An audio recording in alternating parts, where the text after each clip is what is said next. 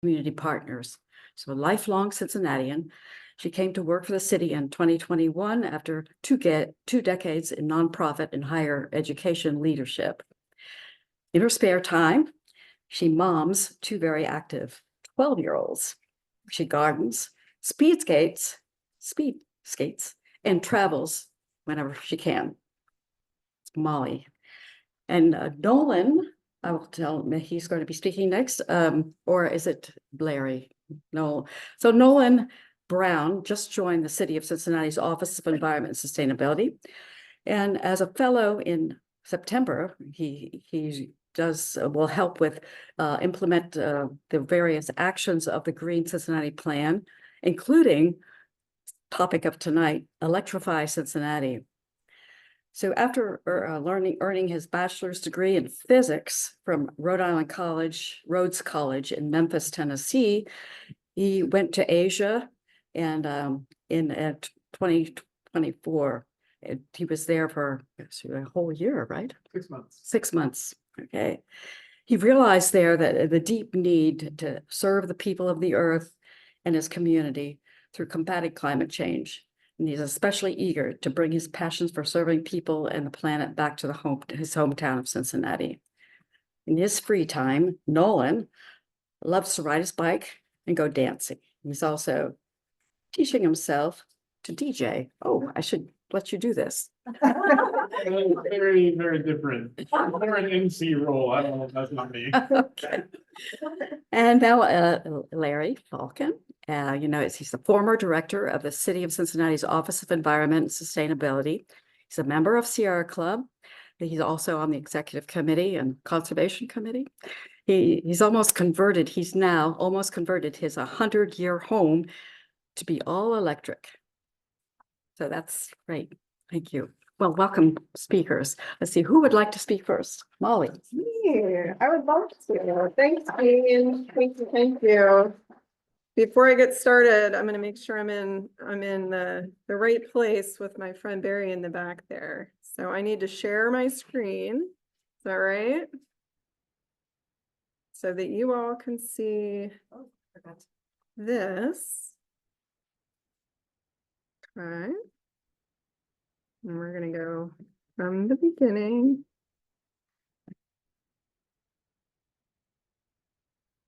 Ta-da! Sometimes it works. It's working because Barry's here. It's not working because I'm here. All right. This is kind of awkward because I'm presenting to you all virtually, and then I'm not quite tall enough to really see the folks in the room with me. So this happened to me recently before. So just my apologies. So thank you so much for having us tonight.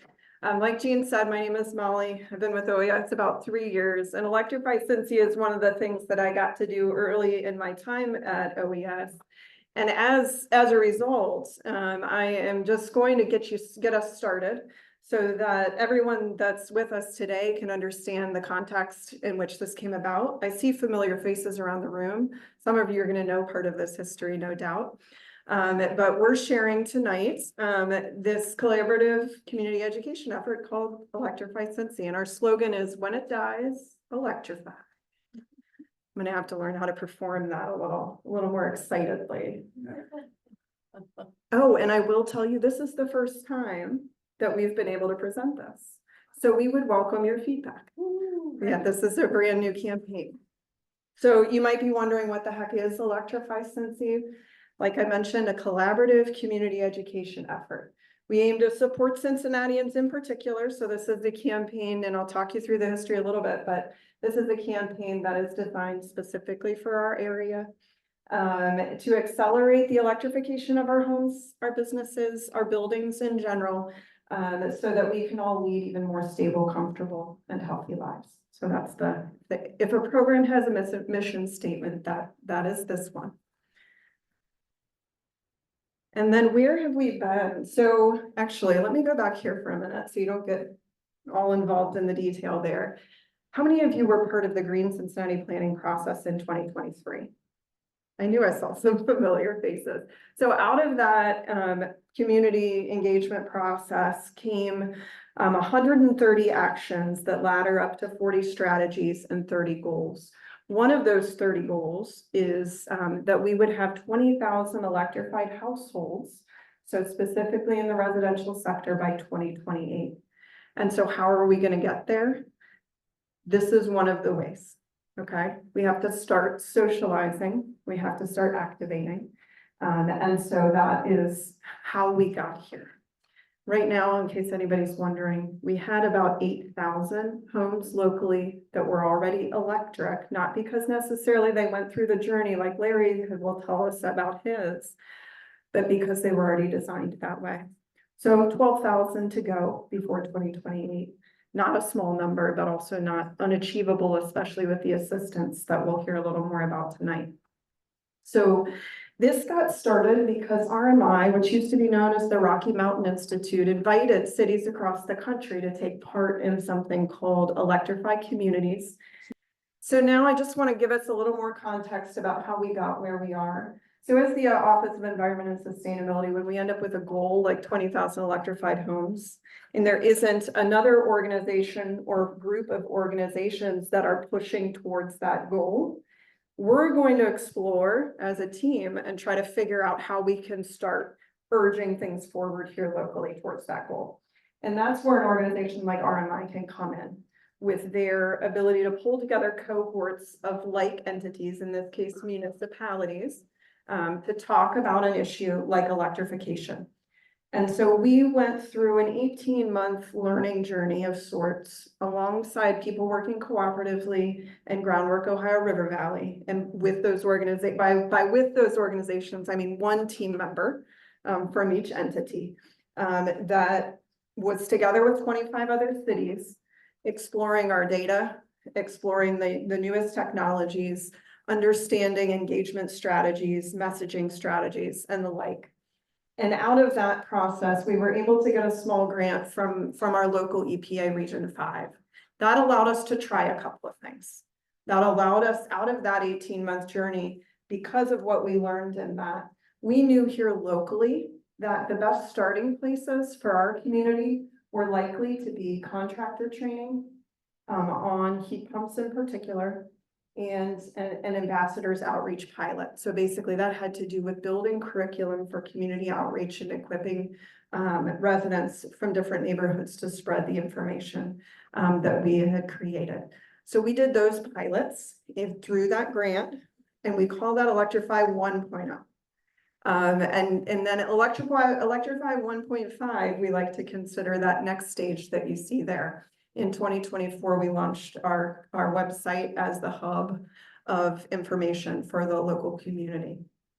I totally lost track of the bottom part of the arrow here.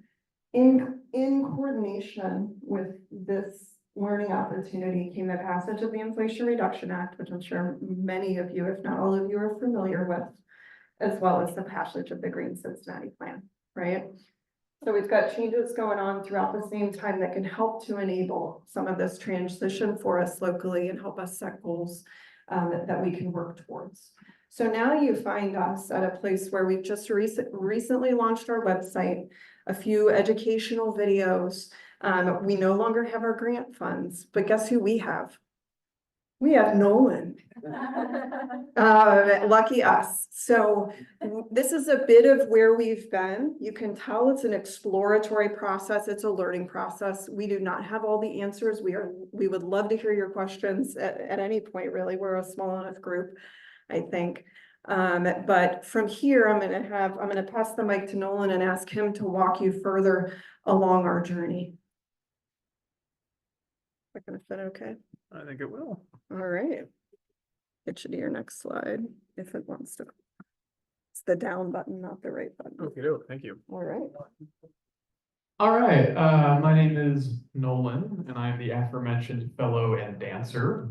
And I sort of the next logical question after hearing about Electrify Cincinnati, and hearing that it is a program to accelerate electrification in the city, is then what is electrification?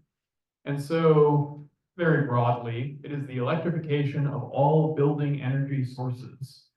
A lot of the energy that we use in buildings comes ultimately from combustion at the building. In Cincinnati, that's mostly natural gas, but there are also places that combust propane or fuel oil to heat their homes and cook. And some people even use wood. I have a couple of friends who grew up using wood, though not here in Cincinnati.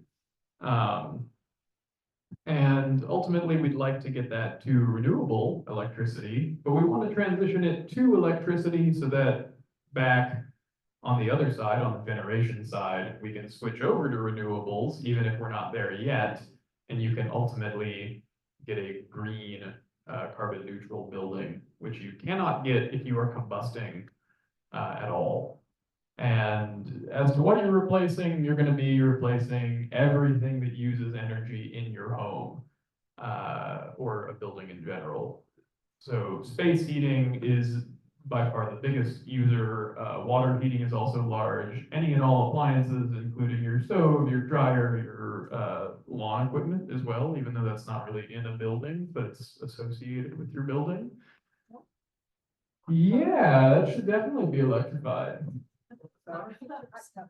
Definitely, I would be shocked if you're using propane to run your water features, but yes, you should also electrify those. Absolutely. And sort of electrification specifically is the replacement of anything in your home that is combusting fuel for energy. However, it is ultimately part of a larger continuum of change that is required for electrification to be effective. And that continuum of change is preparing the building, weatherizing the building, replacing or electrifying the specific appliances or heat sources, and then producing your own electricity. Electrification is literally the replacement step, but it's also broadly this continuum. And this continuum is nonlinear because you can't necessarily, based on real life, hit these all in a nice little order. Why would you want to electrify? Well, you're the Sierra Club, so ultimately it's about the environment. That's the biggest reason. 62% of all of Cincinnati's greenhouse gas emissions come from buildings. That's a lot. We need to get rid of those now. So that's your biggest reason. However, there are other general environmental reasons as well. Specifically, obviously, we need to get rid of those now because, and I don't necessarily have to explain that to you, but to hit Cincinnati in particulars and the world at large's greenhouse gas emission reduction goals, we need to electrify everything. If we want to hit about 50% GHG emission cuts by 2030 and total net zero by 2050, we need to electrify the buildings yesterday.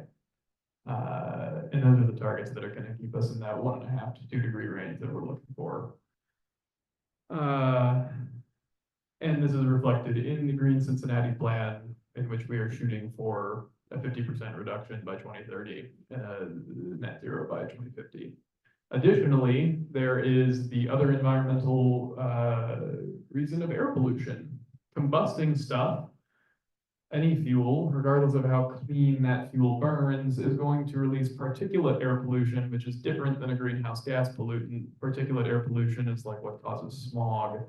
And particulate air pollution currently worldwide kills about 10 million people per year. It is a grave environmental hazard in its own right, and electrifying would save lives now, even before climate hazards continue to accelerate. There are also personal financial reasons to electrify. Any sort of weatherization in which you are making your home more energy efficient is going to save you money, because if your heat is not leaking out into the sky, you're spending less money on heat. And in general, and there are a lot of caveats for being in Cincinnati, But in general, a weatherized, electrified home is going to cost a lot less to run than an older or a leakier home, because you can obviously seal the older home. A leakier home running on fossil gas or fossil fuels in general. In Cincinnati, this is very caveated because natural gas is subsidized here, and so it's cheap. And if you just go and switch your appliance without doing any of the preparation or weatherization work, your bill might actually go up. And if you don't then pair your heat pump with solar production, depending on your home, your bill might go up. Now, a unit of energy from gas is currently cheaper than a unit of energy from electricity. This is likely to change. So ultimately, in the long run, it is still a good decision. But in the short run, there could be additional costs. The other personal financial reason to weatherize is that, as you all very well know, buying fossil fuels, those markets are very volatile. They are really sensitive to price shocks, often due to the behavior of other countries or drilling that is not something that you can predict. However, the sun is relatively predictable. Electricity generation, even not from your own solar, is relatively predictable. This will give you more confidence in your month-over-month utility bills, and then that money, if you're not so uncertain, you can then bank on that money going somewhere else. And there are also strong health and safety reasons to electrify. Natural gas in homes is really bad for you. It is a large contributor to indoor air pollution. And in fact, 13% of all childhood asthma cases in America are due to natural gas stoves. I know that you love your stove. My mother loves her gas stove as well. It is a really bad detractor to your health. Additionally to that more subtle, insidious health worry, there's also the fact of gas leaks. Gas leaks and explosions do occur, and they're much more likely than equivalent electrical fires. Moreover, as the world continues to warm, AC will become more necessary. Heat waves have been killing people in America for a long time, and the number of people that they're killing is only going up. And as you have more money due to your more predictable utility bill, you might be able to buy that AC that you haven't bought, if that is the case, or you might be more willing to run it if you didn't have a huge heating bill in the winter. There are also macroeconomic reasons to electrify. Your choice to electrify will help build a green workforce, which is a potent wealth building mechanism, especially for people who may have not had opportunities through the 4-year degree system. And the widespread abandonment of fossil fuels in buildings will likely result in a more resilient economy more broadly, because the whole economy is now kind of disconnected from any sort of fossil fuel price shocks. And then finally, there are environmental justice reasons to electrify, specifically as more people, and this is really, there are environmental justice reasons to help poorer individuals electrify, because as wealthier individuals electrify, as commercial businesses electrify, the natural gas infrastructure will age and it will be supported by a smaller client base, most of whom will likely be disadvantaged people who could not electrify earlier. And these people will then be stuck with the commensurately higher gas bill to maintain infrastructure that no one else is using. And then there is the general environmental justice reason, which is that the negative effects of climate change, the negative effects of air pollution, and the negative effects of fossil fuel sourcing are all felt most heavily by poor, Black and brown, and traditionally marginalized communities. So, oh, go for it. Can I suggest another reason? Please. Which is the reduction of global conflict. Absolutely. Yeah, I think it would be a potent reason not to go to war. I think you're absolutely right. If you are convinced that you should electrify, you might ask how. And so this is where our continuum comes in, but remember it's not linear. But in general, to have this make financial sense in Cincy, again, due to the old buildings, due to the cheap natural gas, you're going to want to have all of these synergized together. In addition, getting all of these synergized together is how you're going to maximize environmental benefits. And so the process of preparing is generally going through an energy audit in which an energy specialist comes into your home and tells you what's wrong with your home, where you're losing energy. This can be everything from physical spots where it's leaking out, your air is leaking outside, to noticing faulty wiring that it's both losing energy and is maybe a hazard, or telling you that this appliance is old and needs to go. Then you need to upgrade the electrical panel. A lot of modern electrical appliances draw voltage and wattage that older panels were not designed to handle. Similarly, your wiring might need to be upgraded for the same reason. The next step, again, doesn't have to be completed sequentially, is weatherization. Weatherization is the process of insulating your home and making the building envelope altogether more sealed. The building envelope refers to the sort of concept that there is an inside space and an outside space and a barrier between it, and you can have a leaky envelope or you can have a sealed envelope. You want to have a sealed envelope. You can do this through insulation and air sealing primarily. Air sealing usually needs to occur before insulation because you sort of put the insulation between the outside wall and the inside wall. You need to seal the outside wall. You can do your windows. You probably don't need to do your windows. Unless you have really bad or single pane windows, or they are actually broken, your windows are probably good enough.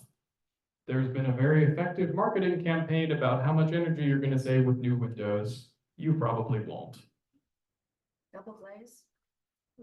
Yeah, you want something double pane, but most windows already are. In addition, you should also look into ventilation for your home. Improving your air sealing and insulation are likely to make your home a little more humid if it's not properly ventilated. And while this is not a direct concern for energy savings or electrification, you don't want your home to be overly humid, both for health risks and for comfort. Next, you get to the replace step, or the literal electrification step, in which you want to take all of your appliances and heat sources to electric appliances and heat sources. Your number one thing to get is the heat pump. Your natural gas heating is driving, I believe, 80%, 60 to 80% of your building natural gas use. And that needs to be electrified for the biggest gains. And so when your natural gas furnace goes out, replace it with a heat pump. This has the added benefit of being more efficient than a traditional electric resistance heating, as well as more efficient than traditional air conditioning. And so that is the biggest step to take. The next step is water heating. That consumes the next largest portion of your energy. There are air source heat pump water heaters, and that is generally what is recommended to electrify your water heating system.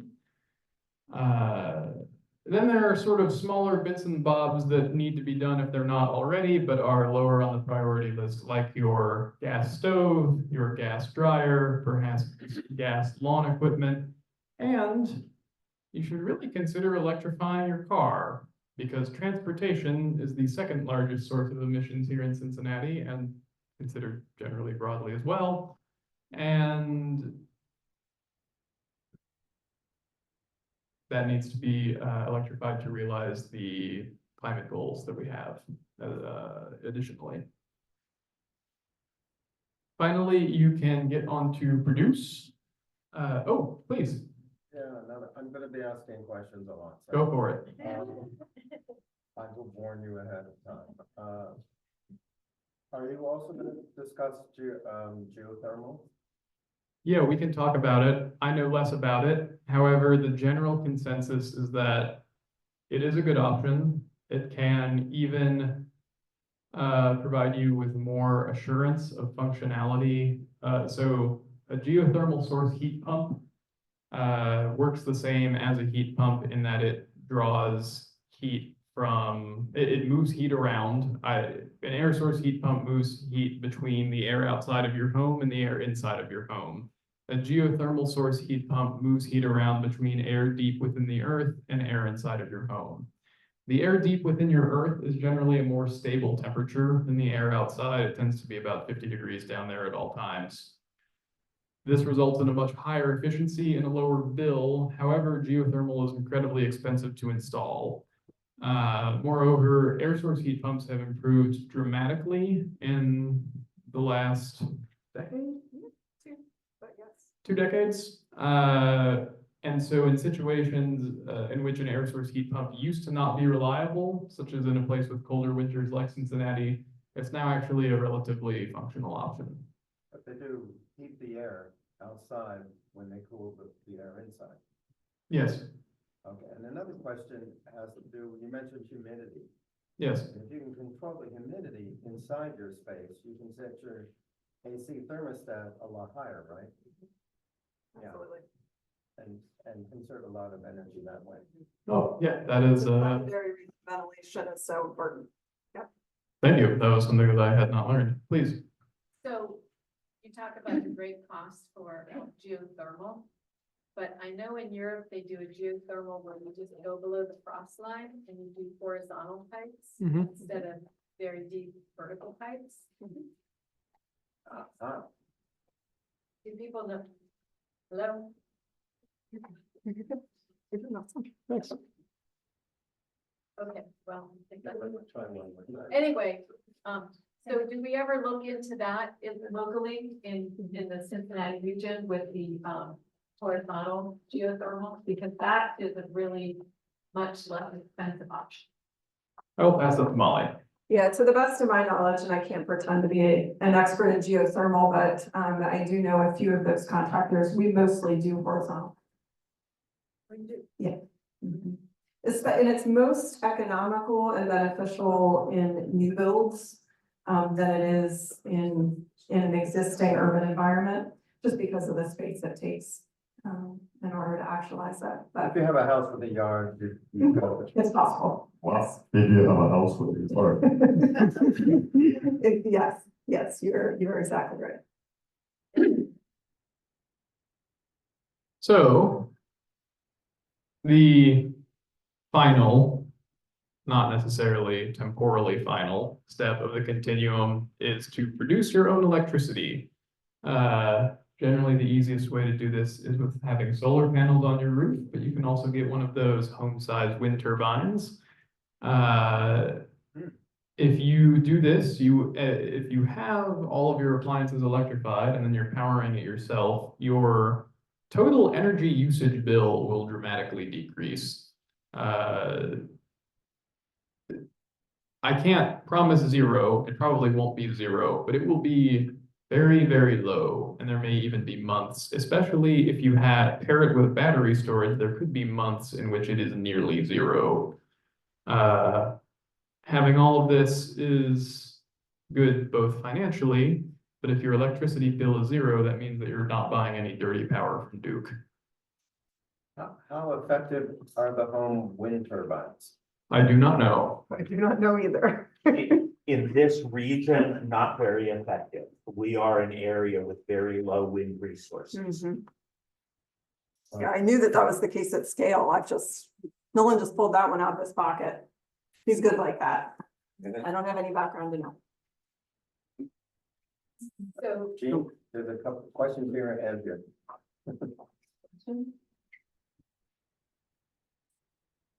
I'm looking at the beginning part of this equation. The beginning part of this equation, which is consumption, because everybody's talking about AI, Bitcoin. Everybody's into that, well, I can't remember what it's called, but it takes a lot of energy. Yes, And so we're gonna be competing with that demand there. you are. That is going to be electrifying, Mhm. kind of nonsense, a lot of nonsense, Mhm. basically, when we need it for living. So I don't see any bills going down, especially since the utilities aren't public anymore, they're private and they're monopolies. So I'm glad we're down paying, you know, oh, you're gonna be saving so much money, because it's probably not gonna happen. You live in history. Yeah, so I think that that is an exceptionally valid short-term critique. However, in the long run, the long run cost of energy to do anything has gone way down. This is how you can now, drive a car hundreds and hundreds of miles. Efficiency tends to go up, cost of energy tends to go down. And in the short run, yes, actually, I just learned at the Ohio Energy Conference today, your electricity bills are going to go way up, as are mine, because particularly of these data centers, of these sort of nonsense Bitcoin AI centers, it is, and the associated rapacious nature of electrical utilities. However, we live in a really beautiful time in terms of electrical generation, or sort of the production of new electrical generation sources. And there is actually a lot of money to be made in lowering the electricity price by bringing new solar and wind online. It's a lot cheaper to do that now than it used to be. And there is, if you are a solar company, there's a deep incentive to, especially in a place with newly high demand like Ohio with these new data centers, to build as much utility scale electricity as you possibly can. This will eventually bring the price of electricity down to, if not what it is right now, some sort of equilibrium. And so yes, in the short term, you might not immediately save money. I wouldn't promise that. However, if you pair it with solar, and if you do all of these efficiency upgrades as well, you're going to be running a much more efficient system generally, and that will save you money. As electricity costs renormalize, which they are likely to do, I'm not into capitalism, but the market does have a way over the long run of supplying some electricity if there's money to be made. Yeah, I'm not a fan, but yeah, all right. Yeah, so my question.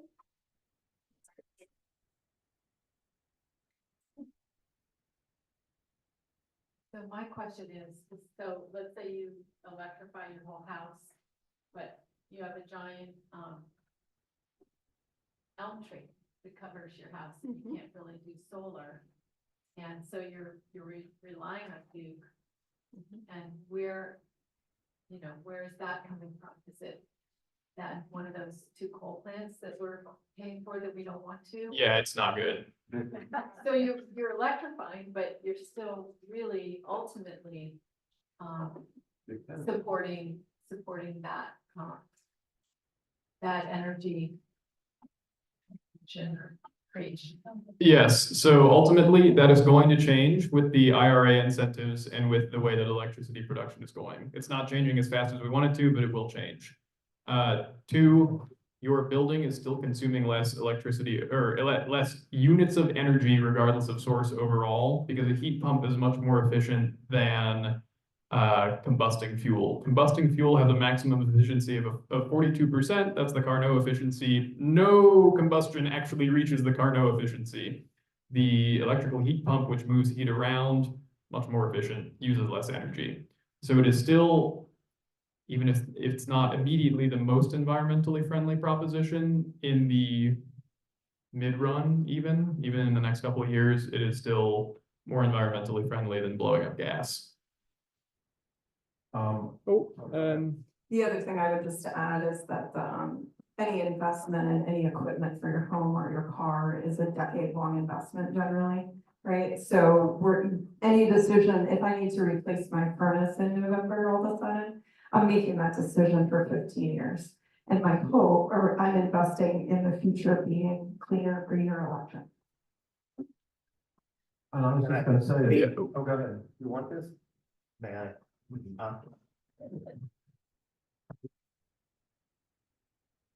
Yeah, while we're talking about grid energy, is a good time to remind people that in Cincinnati, most homeowners get their energy from the city's electricity aggregation program. And the electricity aggregation program does buy a 100% green product. So even though the grid in general is not all green electricity, what you get from the city's aggregation program is all green electricity. There's a very strict program of green energy in and green energy out on the grid. So there are third-party audited programs to make sure that when you buy green energy from the grid, there is actual green energy that is being bought. So how do you actually sign up? Like quick. Don't sign up. So if you live in the city of Cincinnati and you do nothing, you will be on the city's aggregation program and you'll get 100% green energy. If one of those people knock on your door and try to convince you to change companies, you might end up with something else. I have something else. Uh-huh. So what is it called? City aggregate? It's Dynegy is what it would look like on your bill. Dynegy. Yeah. Dynegy, it would look like on your bill is Dynegy because they're the facilitator of the Okay. program. But this, if you just Google Cincinnati Electric Aggregation Program, you can pull up on our site a good description. I have, so it's You have- synonymous with Dynergy. Yes. Dynergy. Dynegy, DYNERGY. I like to say Dynergy, but it's the same. Yeah, that was exactly, thank you. Yeah. What I was gonna, ask about. But also I was gonna say that if you get to the point to where you're selling electricity back to the grid, the more expensive electricity is putting more money in your pockets. So it's just, you know, it's. But they could, yeah, Yeah, there's all yeah. sorts of problems. Everything's got a caveat. everything. No doubt. Yeah, It didn't certainly. work out. And And the little question I had was, what about on-demand hot water heaters? What do you think about those? Ooh, I don't Yeah, we have a big, stake in that. game. yeah, I'm not totally sure. I've used them when I've been in other countries and they've seemed good. They're not as snappy as having a giant tank of hot water in your basement, but they do the job. I have one. Electrified. I mean, any of them. It's fine. Yeah. Great. They work fine. I just wonder about efficiency. If anybody knows. I don't know. I don't know off the top of my head. I'm sorry. Oh, I have an on-demand water heater, right? It seems to work fine. And there are Great. gas versions of that and there are electric versions. So with this program, we would just say, consider electric. It's I don't think there is a heat pump tankless. No. So the tankless is better than keeping a tank of water hot all the time. It's more efficient, but it's not as efficient as a heat pump hot water. Thank you. Mhm. Great. It's kind of like the fluorescent bulbs. They were a middle ground between the incandescent and the LEDs, but now you want to be with the LEDs. But if you have solar, No. if you have solar, a on-demand hot water heater might be a good move.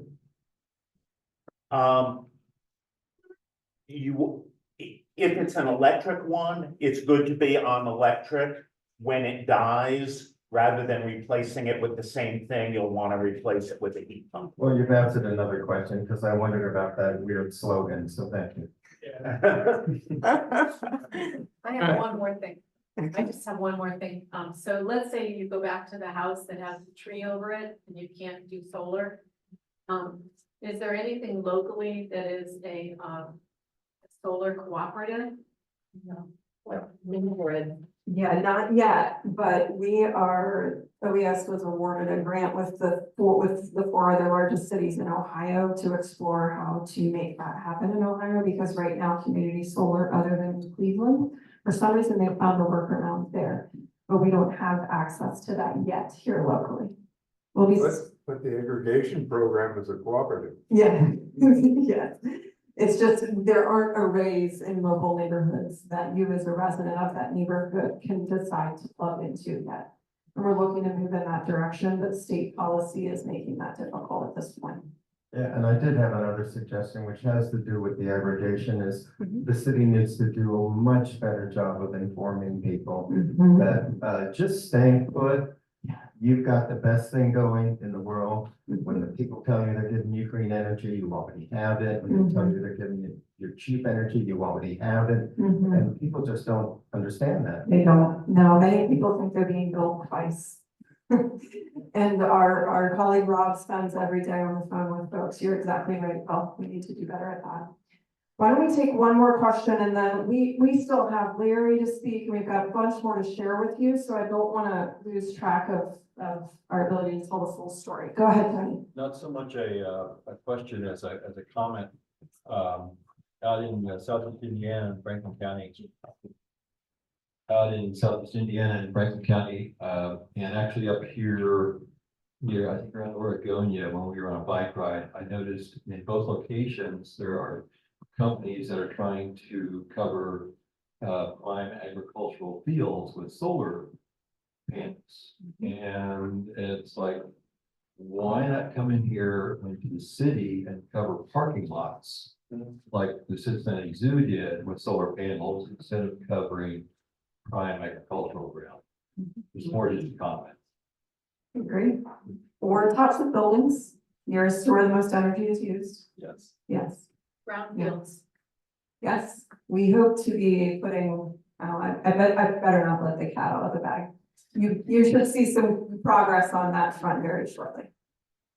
Don't eat the cat either. Well, I think that Larry's gonna grab me by the neck with a cane if I don't wrap this up. So I'm gonna try and get through these last slides. If you, This is just a commercial break right here. yeah, if you want more, we have a website with delightful videos that have all of this in very snappy form. Wow, thank you. So who can do this? Everybody can do this. Yay! However, it is a lot easier and cheaper in Cincinnati if you already have electric resistance heating. Natural gas, as we said, is artificially subsidized. It's cheap. And so savings may not be immediately realized. It's also a lot easier for people who own their own homes and who are upper income. Also, if you're a landlord, you can obviously do whatever you want, and you have all of the control, really. If you are a renter, or you are low to moderate income, or both, things are a lot harder. Renters obviously don't have control, and in talking to their landlords about this, they could accidentally make their combo rent and utility bill higher, which would be really bad, because renters usually pay electric, but not gas. And so, oh, I electrified, oh, I'm paying more in electricity. That would not be good, and landlords don't have a legal or financial incentive to commensurately lower your rent. I wouldn't expect them to. There is also just the general caution for lower to moderate income people, because doing all of that continuum that you need to do a lot of to start realizing savings, particularly here in Cincinnati, costs a lot of money. If you just do one of them, you might be stuck with a temporarily higher bill, particularly one of the specific electrification steps. If you just weatherize, that's going to save you money. But If you just go out and buy a heat pump and do nothing else, you might end up with a higher combined utility bill. That would be very bad if you are already spending too much of your money on your utilities. So you have to be very cautious there. How to afford it? These upgrades are very expensive. And generally you'll want to take them step by step. There are federal tax credits currently in existence for all of these technologies and all of these processes, from getting someone to upgrade your electrical panel all the way to putting solar on your home. There is supposed to be an Ohio state level rebate program, particularly for low to moderate income people, that will make this a lot easier and more financially available of a process. They're supposed to come in 2025. We are hopeful that they will. Steal the mic real quick. Please. Just tell folks that on the back of your sheet are all the details of what is presently available. Larry's gonna give us like the real deal that from lived experience. But if you're looking for any particular upgrade and you want to know what its coverage in the moment is, if you need to replace it tomorrow, that's what you'll find on the back. We're hoping for way more deeply discounted ability to move towards electrification in early 2025. But don't hold your breath. We need an election to happen. We need those rebates to stay. And we need to develop a program here in Ohio. And with that, we will hand it off to Larry.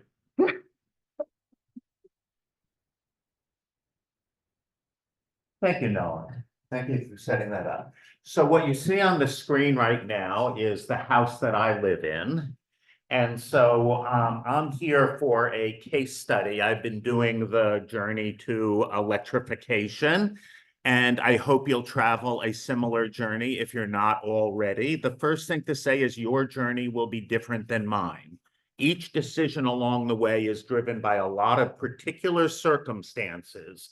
The details of your home, the age of your appliances, your financial status, etc. And so I can give you one example, one case study of what this journey is like. Your journey will be different. So the house that I live in, we need to know a little bit about the context. It's built in 1929, so it's about 100 years old. It's in the Pleasant Ridge neighborhood, medium-sized home, about 1,800 square feet, 3-bedroom, 2-bath. We bought it in 2020, so it's relatively new to us. And when we got it, it had gas heat, it had a gas hot water heater, it has a gas stove, and both the heat and the hot water were near the end of their useful life.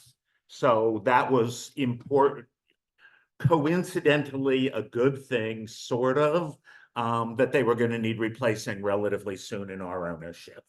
But my goal is to eliminate fossil fuel usage from the house. And so I'll tell you kind of how that goes. There's some things that we have done. Installed an EV charger, actually 2 of them. Did the panel upgrade that Nolan was talking about from 100 amp service to 200 amp service. Added a heat pump hot water heater and a heat pump HVAC. There are some things that we haven't done. The first thing we haven't done is solar, because to Sally's point, you see in this picture that huge maple tree that towers above our roof. We don't get a lot of sunlight on the roof. And that big chimney is on the southern side of the house, which means it casts a shadow on the roof. And so our house is just not a good candidate for solar. You got to do the things that make sense and not do the things that don't make sense. And to me, cutting down that tree in order to put solar panels on the roof doesn't make sense. Is the chimney still being used functionally? No, it's not being used, but as a sort of Tudor style house, it's kind of a major feature of it. I mean, we probably could actually take it down, but I don't think we're gonna.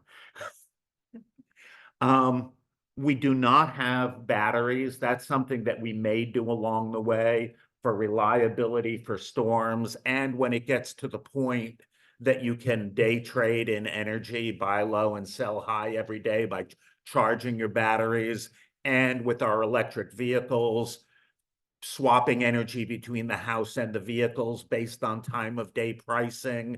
There's a lot of potential there in the future, but it's still in the future.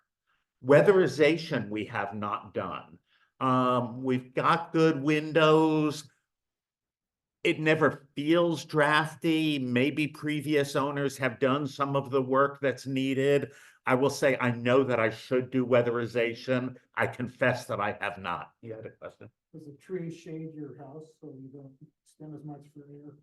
Yeah, the tree helps a lot in the summertime to keep the roof and the attic from getting as hot. So yeah, there's a benefit to that.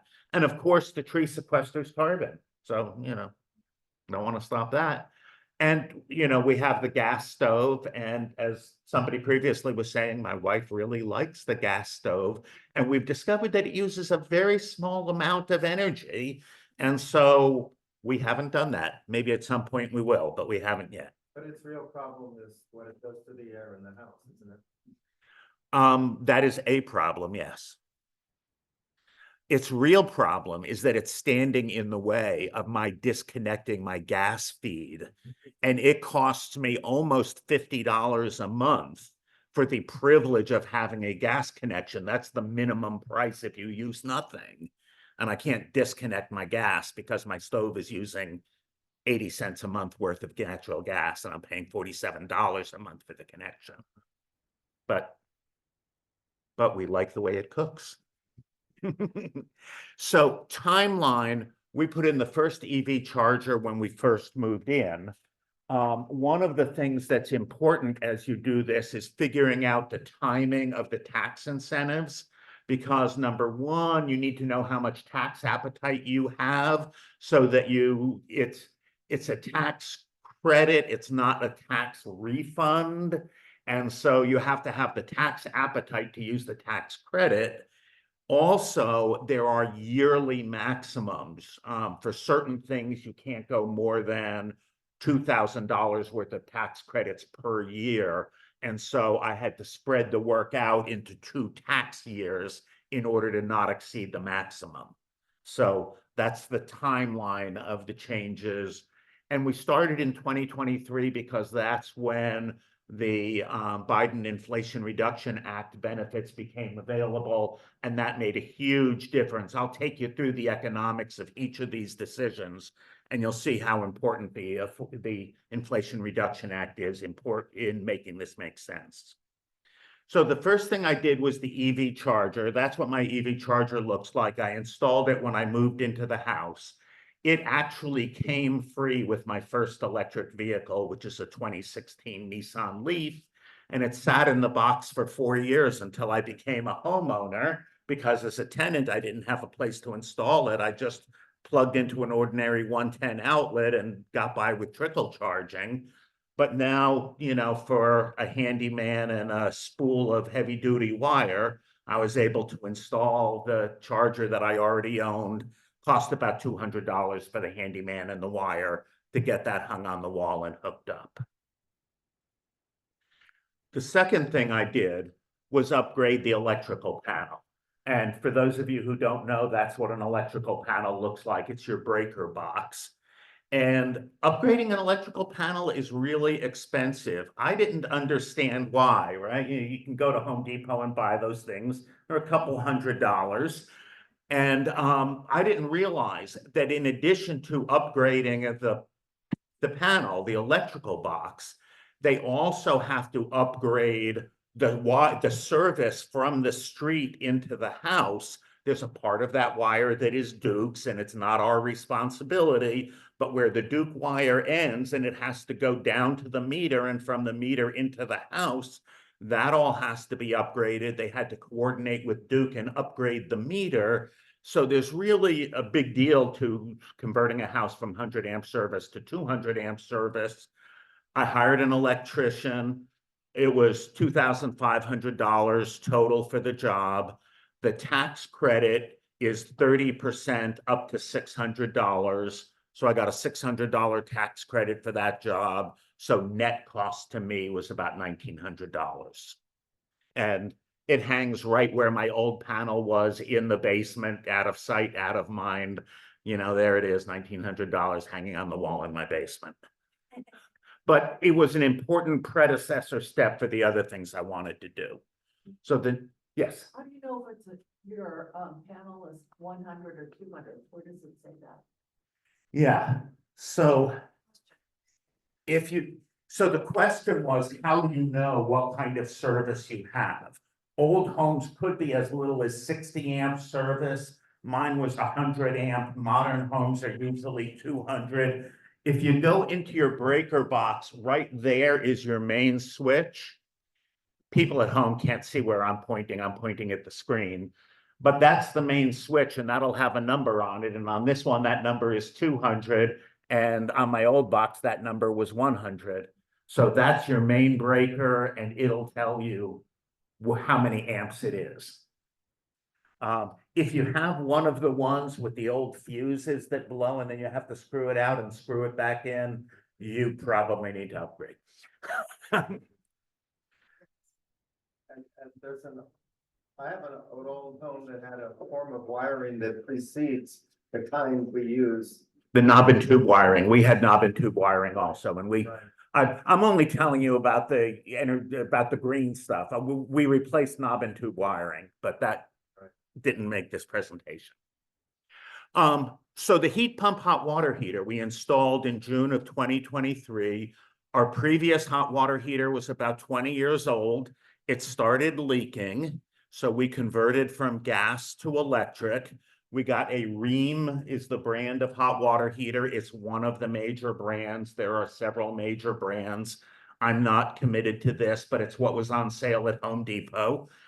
My handyman installed it. They're not that guy. I didn't use an electrician or a plumber. I used my he's really good. Your handyman might not be able to do this. They got to be able to do gas work and 220 volt electrical work. But it was. Are you going to tell us his name? No.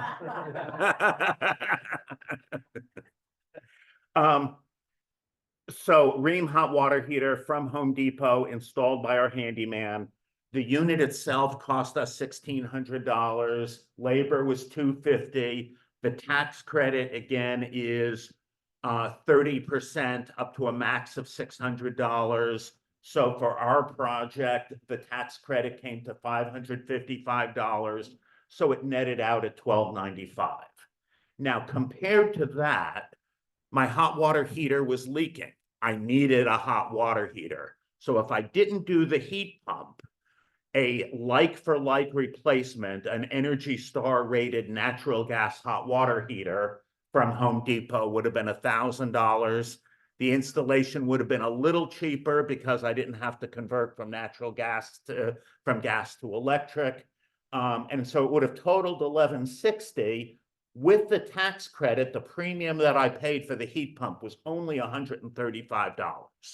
That's not a big premium for a job that I had to do anyway. So, so that's what the economics of that decision looked like. And we'll talk a little bit later on about the energy payback that goes with it.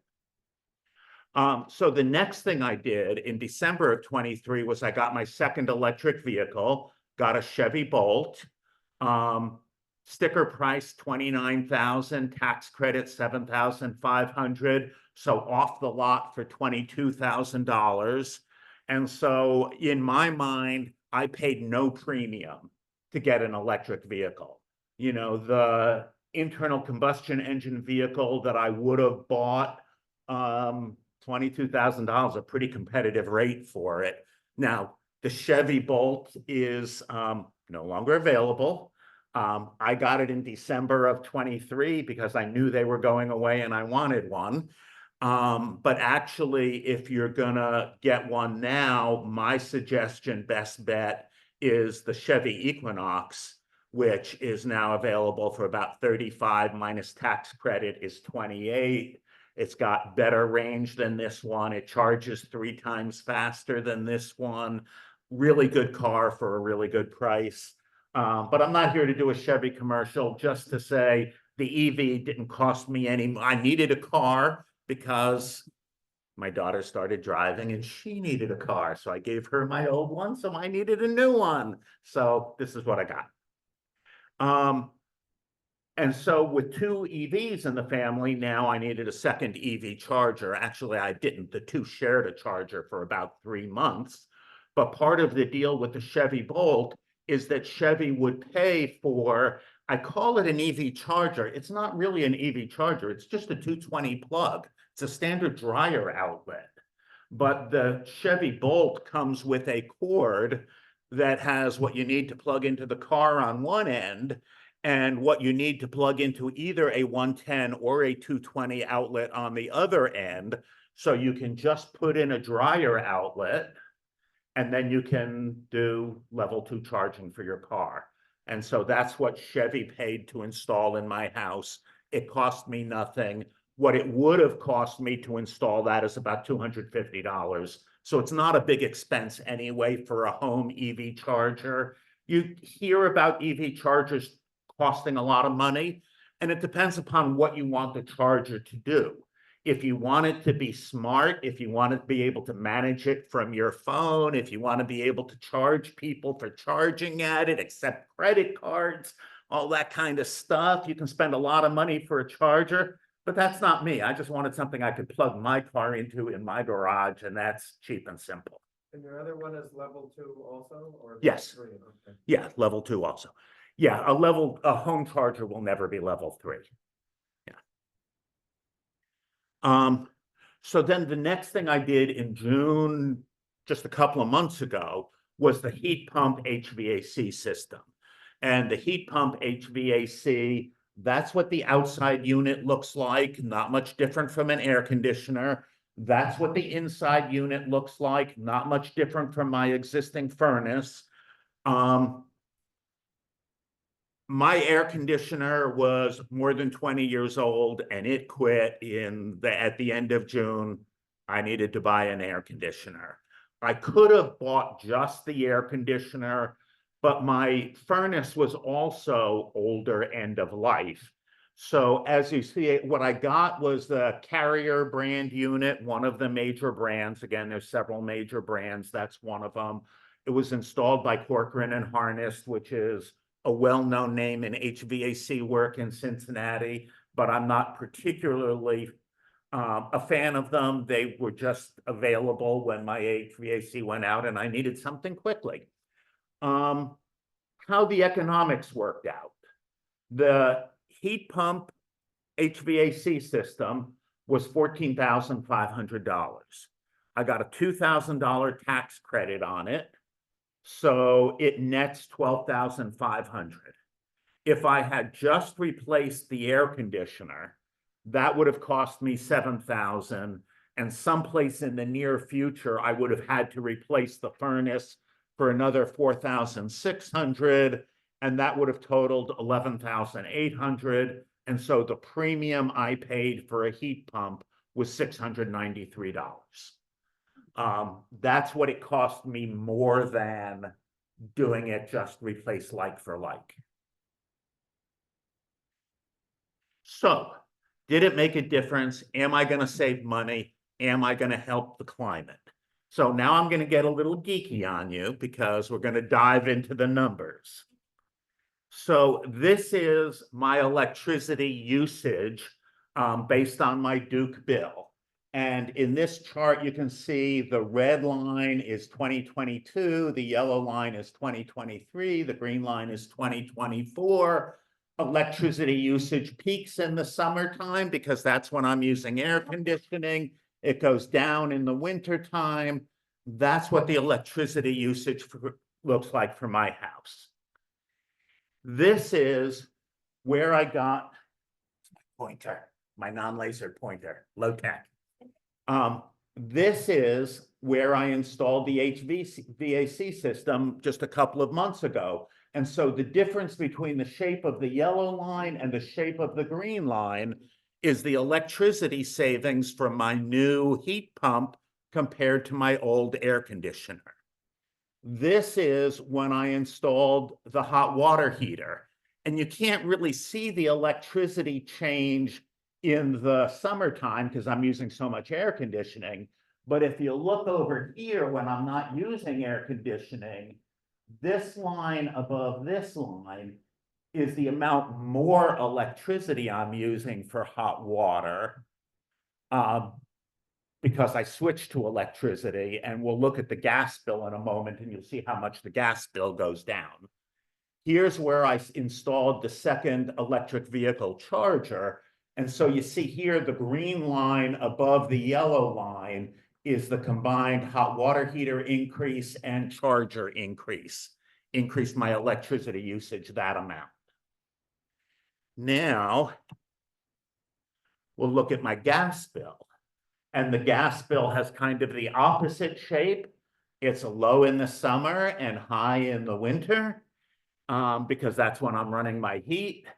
And again, red line 2022, yellow line 2023, green line 2024. So here, the yellow line is where I installed my hot water heater. And you see during the times of year that I'm not doing heat, this month was half on the old unit and half on the new unit. And by the time I'm on a full month with my new hot water heater, my gas usage is flat out 0 during warm weather. No cooking, huh? So the stove uses less than approximately 1 CCF per month. And so 0 to 50, it uses 1, which is worth about 68 cents on my bill. So yeah, the gas stove uses almost nothing. From an environmental perspective, it doesn't matter. Now that $47 a month monthly charge that Duke sends me for having a natural gas connection hurts a little, but I'm at 0 usage in the summertime. And here is where I installed the HVAC system. So we haven't had a chance yet to see how that performs during the heating season. I expect this green line to stay flatlined because this is my old gas heater, and this should stay right at 0 now. But I haven't had it long enough to be able to actually see that yet. Get any money back? Yes. So having looked at the bills and figured out exactly how much my usage changed, then I had to take that usage, the CCFs and kilowatt hours, and convert it back into money. So for the hot water heater, the amount of gas that I was using for the old one came to $204 a year. The amount of electricity I'm using for the new one comes to $162 a year. So I'm saving $42 a year with my new hot water heater. So the premium to install it was $175. The payback is $42 a year. That is a 24% return on investment or a 4.2-year payback. You can say it either way, it's the same thing, but a 24% return on investment. I wish I had more places I could put my money and get a 24% return, and it's not subject to market fluctuations. For my HVAC system, I've only got a chance to see the summer savings so far. But in the summer, I saved 2,500 kilowatt hours, which is worth $225.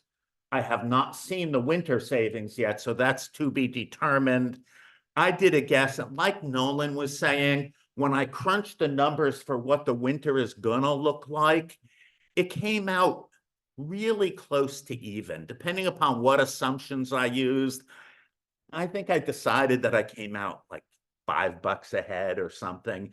You don't save much because gas is cheap right now. At the same time, I was using the current natural gas price, and natural gas prices usually tend to spike in the wintertime when everybody wants the product. So we'll have to see how that actually turns out. I don't know yet. But just looking at the summer savings, I paid a $693 premium for the unit, saved $225 on my Air conditioning bill, that's a 32% ROI or a 3.1 year payback. So it worked reasonably well. Does the city have a gas aggregate at the moment? The city does have a gas aggregation program. They actually took some time off from gas aggregation for a little while because they couldn't get any good bids. But they just restarted the gas aggregation program. So yeah, just within the last couple of months. And what does that mean for us?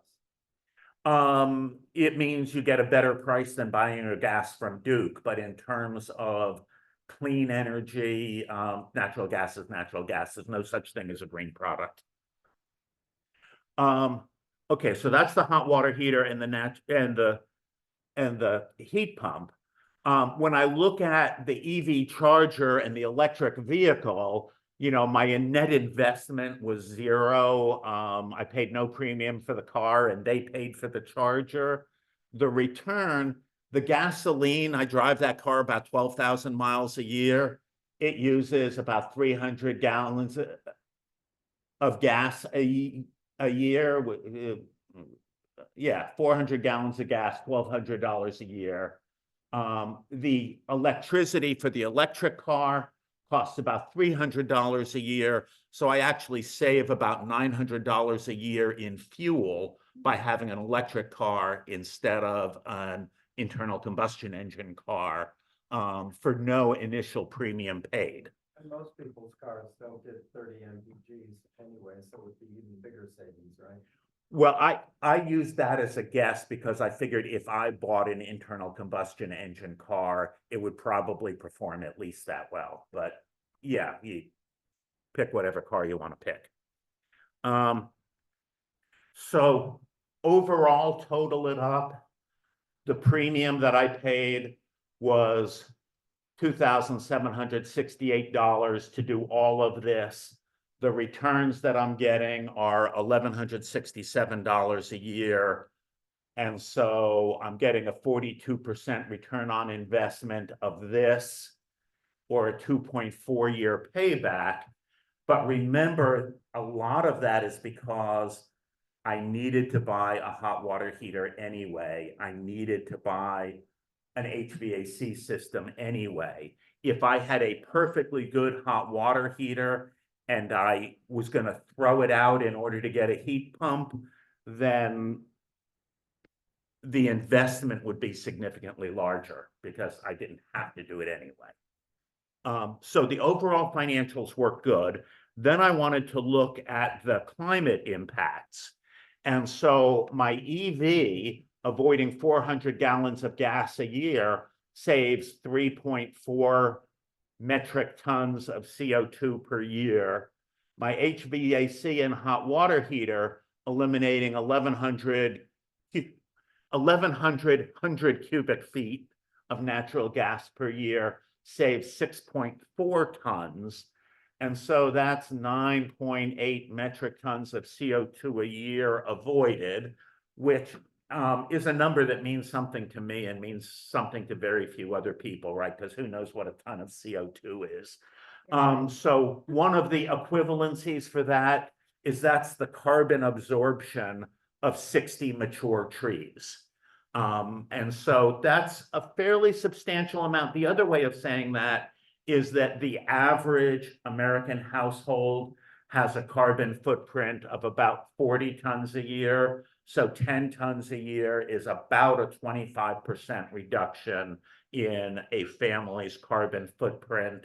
If I did my other car, that would be the other big chunk that's available. And then it's your food and all the stuff you purchase and all the stuff you throw away. Those are the remaining chunks that you do to keep nibbling away at your carbon footprint.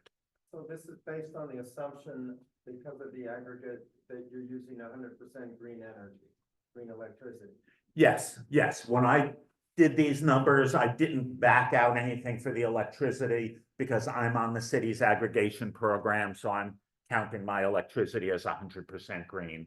There are ways to do more complicated and more complete accounting. Even green electricity isn't completely green. You got to build the solar panels, you got to, mine the materials, et cetera. But so there's more complicated ways to do the math, but this is just the most straightforward way. Yeah. Questions? Yeah. So, probably gave a talk, so you have the gas, then that, you have the gas also, and that's a backup, because in this weather, in our climate, when it gets cold, the heat might not give you enough heat, is that right? Right, so I do not need natural gas as a backup. You're right that on an extremely cold day, the heat pump might not be able to generate enough heat to keep the house at the temperature I want.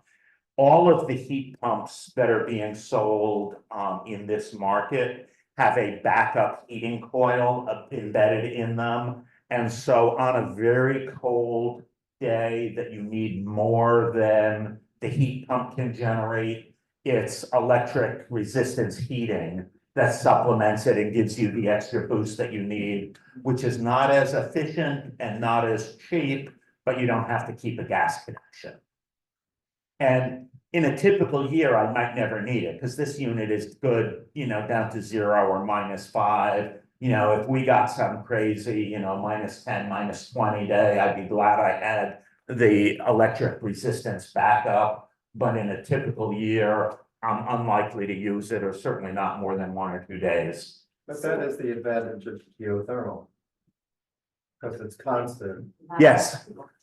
That is So the question was, does geothermal avoid that problem? And yes, geothermal, since you've got the same temperature heat sink all the time, doesn't have those cold weather problems. Well, that's not quite right, because you still have to bring more heat in the cold weather. Whether you have the higher, you need to bring more heat in the cold weather, whether you have the higher efficiency of that higher heat sink or heat source. Yes, that's true. But with the with the air source heat pump, you've got the double effect of both needing more heat and having your system working at less efficiency, Right. because it's trying to pull the heat out of -10-degree air. And so Talk to him about a Carnot cycle. yeah. I think there's some chats, questions. Good. And I think you could pull it up on your screen. Are you done with that? Yeah, we've got some closing slides for, are you closing? Oh, yeah. And then we'll do the, We can do the chats now, because they'll either cover what I talked about earlier or what you covered just okay, now. how do I exit Oh, this is glacial.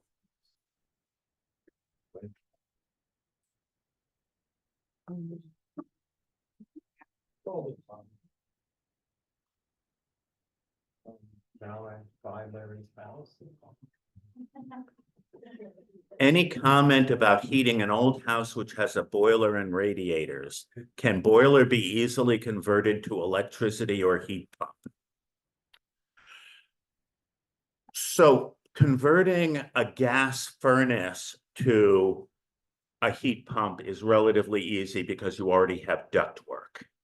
And if you're converting a house with a boiler, you don't have ductwork and you probably don't want to run ducts.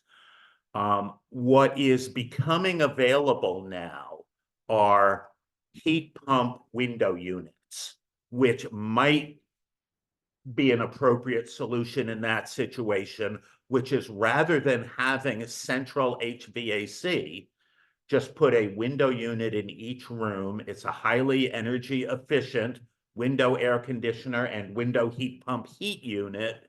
And you just go room by room and climate control it. And you don't try to do a central replacement. That's one solution. I don't know if there's a better solution. I did not have to address a boiler Have you had experience with boilers? Not enough. There's a ductless there is a ductless mini split, but I don't know if heat pump option, but I don't know if the ductless mini split is that window option or if it is its own ductless option. I haven't done enough reading. And if you want to know what a ductless mini split looks like, it's right there. Very popular in Europe. Yep. Is there another chat question?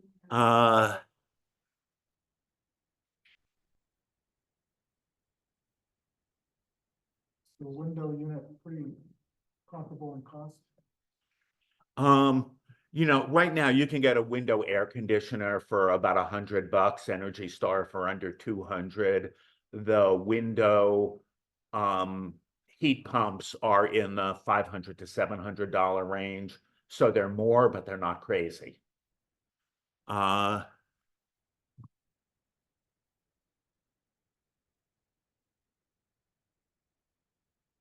Why is upgrading the electrical service from 110 to 220 important for green power? So there's two things here that might be getting conflated. The electric vehicle charger can run on 110, which adds about 3 miles of range for an hour of charging. Going with 220 can add more like 25 miles of range for an hour of charging. So with cars with larger batteries, with larger range, the level 2 charging off a 220 line rather than a 110 line makes it a lot more practical. If they're asking about upgrading the panel and going from 100 amp service to 200 amp service, 100 amp service was plenty in the old days for the electrical appliances that you'd have in your home. But I've added 2 electric vehicle chargers, heat pump, hot water heater, and a heat pump HVAC system. That's a lot of electrical demand to add to my home. 100 amp service just wouldn't be enough. The service would not be able to supply all of those appliances at the same time. And so the 220 amp gives you enough. You've already got a 220 outlet for a dryer. Can you just unplug the dryer and plug your car in? Yes. Your dryer outlet might not be in your garage and you don't want to do long extension cords for this. So, so if your dryer outlet is in the right location, yes, but it's probably not. Larry, I have a question about your gas stove. You say you still have a gas stove Yes, and you like it and you're attached to it. my wife likes it and is attached to it. I have one too, and I'm attached to it, and it took me a lot of money to pipe that gas up to my house, and I'm reluctant to change it. So do you think it's a big loss that I don't? So the environmental answer is 68 cents a month worth of gas. Who cares? I am not a purist. You know, I am not doing this to be like 100% or die. You know, if I'm still going to use 68 cents a month worth of gas, the planet will live. Am I going to pay $47 a month for the privilege of buying those 60 cents worth of gas?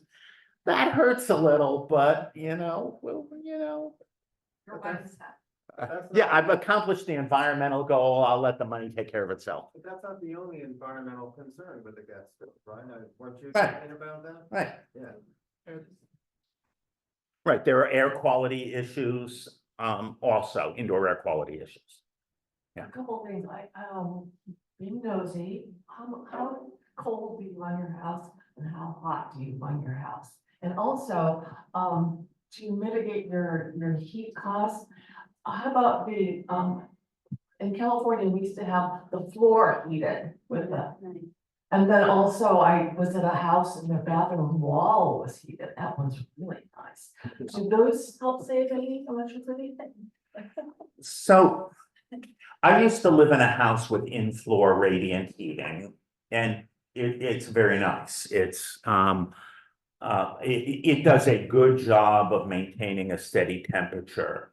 One of the things it's really good for is being able to shape your load. that once you get that floor hot, it stays hot for a long time. So if you look at the daily cycle of energy prices, that energy is usually cheap at night and expensive during the day, you can heat your floor or cool your floor when the energy is cheap, and then just coast through the hot part of the day because you've already cooled your floor enough to provide you cooling through. So it was really good for that. Cost efficient, though? Cost efficient, cost effective. So I would put it, in the category of the tankless hot water heater at a point where the in-floor radiant heating was competing with a gas furnace. It was probably a good move. Competing against a heat pump, it's probably not as good. I think we have time for a couple more questions, but you have some more that you wanted to show, Nolan? Yes, but I believe there might be more in here.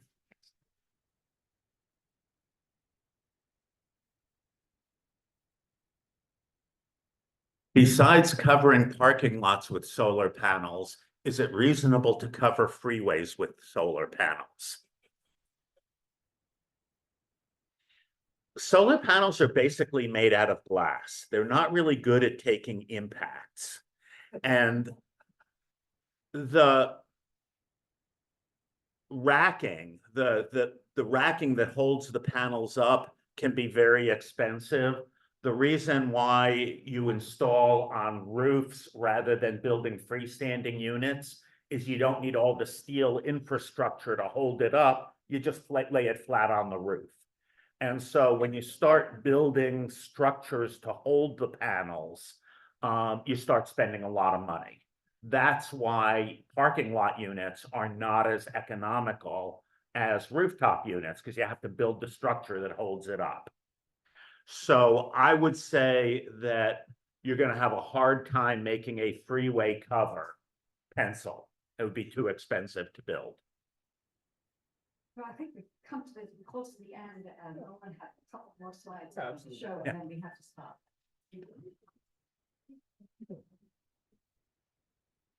Thank you, Larry. So where is Electrify Cincinnati going? We've learned from our initial iterations, as we've discussed, that natural gas is still cheap and predominant among the housing stock here. And that the age of the building stock in Cincinnati, given that we are an old city, requires a lot of attention to the envelope, the building envelope, to ensure comfort and savings and efficiency, a lot more than we would need if we were in a place like, say, Denver, where everything was built in the last 50 years. However, in the phase 1.0 and 1.5, the contractors in the community were surprisingly eager and knowledgeable. This is a transition that people know about and are interested in making, both for economic and environmental reasons. We are aiming for some pretty ambitious goals in the GCP, 20,000 electrified homes, as Molly said, as well as reducing energy poverty 10% from 2022 numbers by 2028. This has been a rather intractable problem here in the city, in which we have a lot of poor people spending a lot more of their income on their utility bill than they ought to be. And so how we're going to try and get there, we're going to ramp up community outreach through events like this and others. And we're going to figure out how to enable contractor connections more fully. We did contractor outreach through the training and certification program. However, we realized that that really isn't, it shouldn't be the city's ball game. That really needs to be through the manufacturers who actually understand the equipment that they are giving to contractors. However, we can perhaps through this program, pair them with those manufacturers or pair them with residents. The big thing that we've been waiting on are these 2025 incentives for low to moderate income people that will make this a lot more attractive and possible of an option to a lot more people. We also need to, this is a tricky problem because we never want to increase someone's energy burden, the amount of money that someone is spending on utilities, particularly if they are poorer. And so there's a lot of case by case work that needs to be done. And the idea is that we want to materially help people while they make this transition. As to what you can do, if you're a homeowner, get cracking.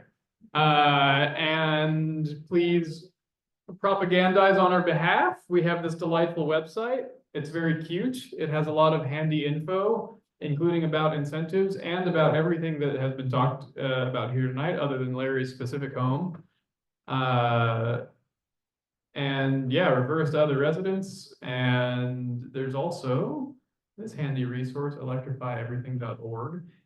And on our website, there are other self-tools and planners that you can use to plan your own electrification journey. And the other thing that you can do is give us some ideas as to what to do, because this is kind of a wicked problem, particularly when paired with energy poverty. And so if there's something you'd like to see us doing that you think we could be doing better, we want to hear about it. Thank you for your time. Thank you, Larry. Thank you. Molly had to leave, but thank you, Molly, as well. Thank you all for coming. So, we're now ready for rain barrel, right? It's all for the rain barrel. Can you recommend anybody to do the energy audit? Sorry, did you? To have references for that? I believe that I do not. So there are those messages as well. There's an approved contractor list for contractors that went through heat pump training. That is specifically for installing heat pumps. As to audits, there are specific rules about city employees recommending contractors without them having, done this sort of program, so I can't necessarily do that. But I believe the Department of Energy has resources on how to find contractors who can do an audit. Otherwise, I would just say Google. But that's me as a human being, not me as a professional. No more questions.